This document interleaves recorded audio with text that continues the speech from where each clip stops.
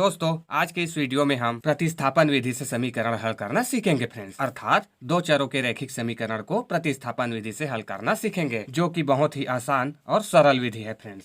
तो बने रहें वीडियो के अंत तक, और वीडियो पसंद आए तो वीडियो को लाइक और शेयर जरूर करें फ्रेंड्स, और नए हो तो चैनल को सब्सक्राइब कर लेना इसी तरीके के वीडियोस पाने के लिए। तो आइए फ्रेंड्स, इस समीकरण को प्रतिस्थापन विधि से हल करना सीखते हैं।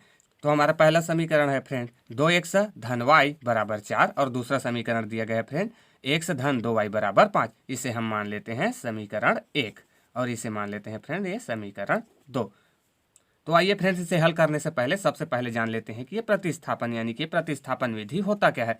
तो देखो फ्रेंड, जैसा कि नाम से अर्थ स्पष्ट है कि प्रतिस्थापन यानी कि आपको प्रतिस्थापित कर देना है। अर्थात आपको एक समय y को प्रतिस्थापित करो फ्रेंड, या y को एक समय प्रतिस्थापित करो, ये इस तरीके से, ठीक है ना। यानी कि आपने एक स को y में प्रतिस्थापित कर दिया, यानी कि एक स बराबर y में, या y को एक समय प्रतिस्थापित कर दिया फ्रेंड, y बराबर एक समय, ठीक है। तो इसी का हम लोग इसमें अनुसरण करेंगे, यानी कि हम अपने समीकरण को इसी तरीके से प्रतिस्थापित करेंगे फ्रेंड। तो देखो, हमें पहला समीकरण दिया गया है और दूसरा समीकरण, तो दोनों में से किसी भी समीकरण में आप इस विधि का यूज कर सकते हैं फ्रेंड, यानी कि प्रतिस्थापित कर सकते हैं। तो हम किसे प्रतिस्थापित करें, चलो हम पहले ही समीकरण को प्रतिस्थापित कर लेते हैं फ्रेंड।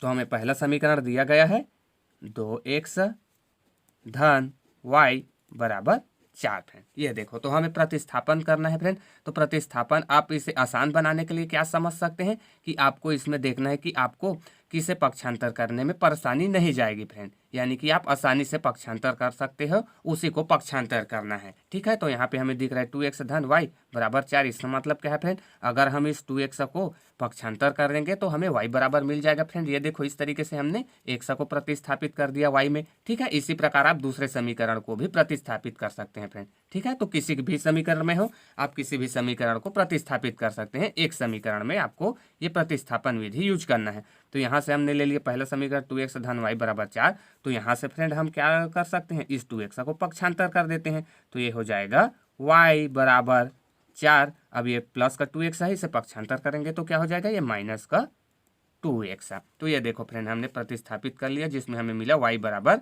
4 ऋण 2x।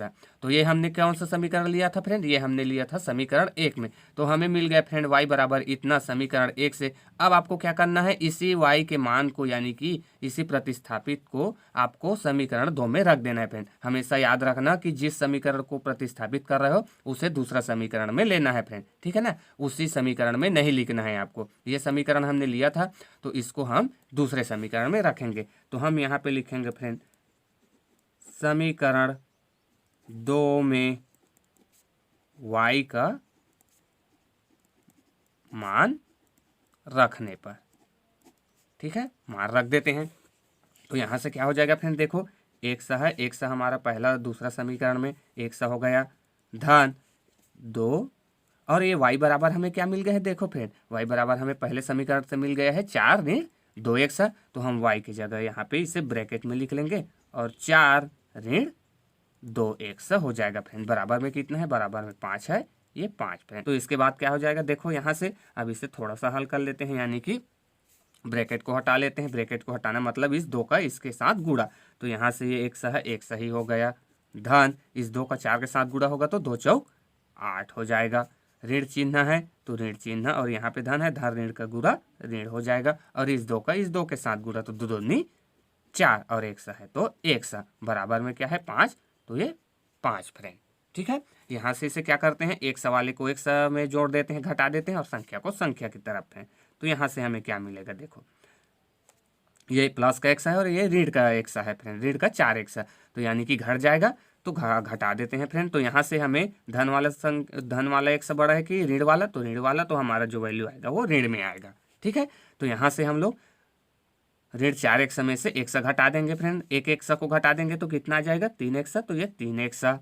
फिर क्या करते हैं, क्या बचा है, 8 है, धन का 8 बराबर में क्या है 5 है, ये 5 फ्रेंड, ठीक है। अब क्या करते हैं, अब इस संख्या को, जो कि हमें दिख रहा है ये चर वाला पार्ट है, ये अचर वाला फ्रेंड, संख्या जो होता है वो अचर में, तो इसे भी क्या करते हैं, इस अचर के साथ पक्षांतर कर देते हैं।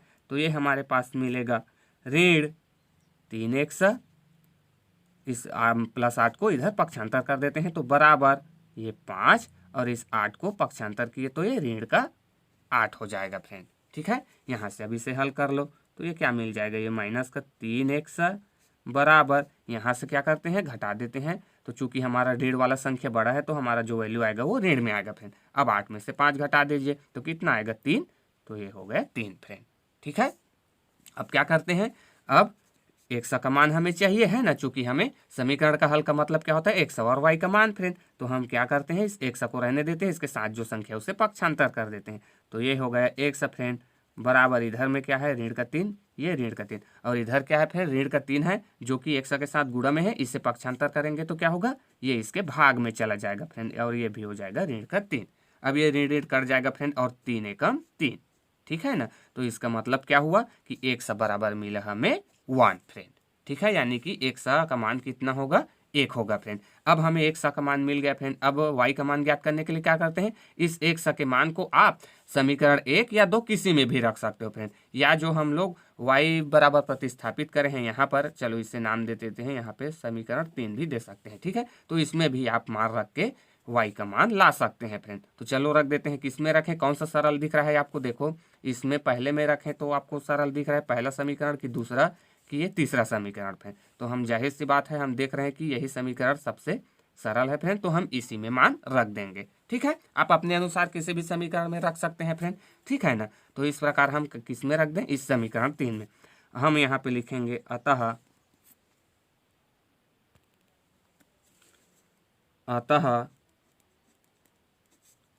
x का मान, अतः x का मान समीकरण 3 में रखने पर रख देते हैं फ्रेंड्स। हमें x बराबर क्या मिला है 1, हम रख देते हैं। तो y बराबर ये दिया है, y बराबर 4 ऋण 2x 4 ऋण 2, और x बराबर हमें मिला है फ्रेंड 1, तो 1 का 2 के साथ गुणा होगा तो 2 एकम 2, यानी कि इतना ही मिलेगा फ्रेंड। चलो ये 2 गुणा 1, और इसका मतलब तो इतना ही मिलेगा फ्रेंड। इसका मतलब क्या हो गया, क्या हो जाएगा फ्रेंड, y बराबर 4 ऋण 2 गुणा 1, x का मान हमें मिला है 1, तो हमने x के जगह रख दिया 1, तो यहाँ से हो गया y बराबर 4 ऋण 2 फ्रेंड। चूंकि 1 के साथ गुणा होगा 2 का, तो हमें क्या मिलेगा 2 एकम 2, 2 ही मिलेगा। इसका मतलब क्या है कि y बराबर हमें मिलेगा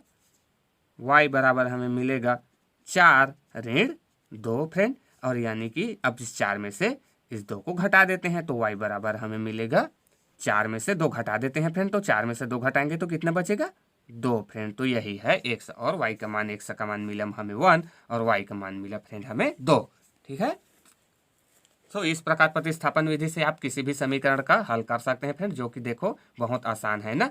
अब आप किसी भी समीकरण को प्रतिस्थापन विधि से हल कर सकते हैं friends. Thanks for watching this video.